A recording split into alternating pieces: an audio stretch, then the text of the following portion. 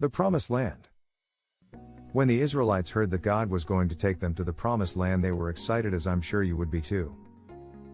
The road to the Promised Land, however, turned out not to be what they expected. They expected to be taken there speedily and in comfort, but instead the road took them through the desert and they endured all kinds of hardships. Food was scarce and so was water, yet there wasn't a single night they went to bed without having eaten or having quenched their thirst. God provided in their needs in miraculous ways. But the people of God were not happy and started to long back to their life in Egypt. Even though they were slaves, food was widely available and they could eat and drink whenever they pleased.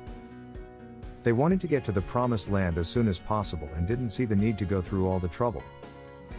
Although the Israelites didn't realize it then, the difficulties they went through had a purpose. It was preparing them for the Promised Land. We always think of ourselves as right and ready for whatever life wants to give us, but the truth is, most of the time we are not. And it is only when we are put in a pressure cooker, if you will, that our true character is formed. And even though we don't like this process when we go through it, we are always glad afterwards.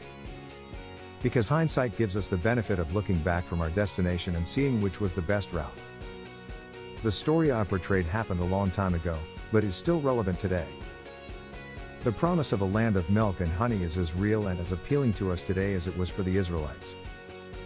But just as the route of the Bible went through the desert, our route also sometimes go through the desert.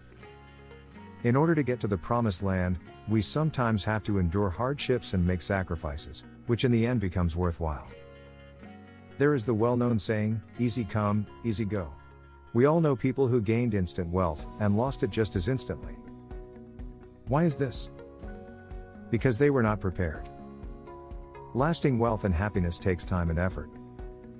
Most people in the world are not happy where they are, but choose to remain there because they want the easy life.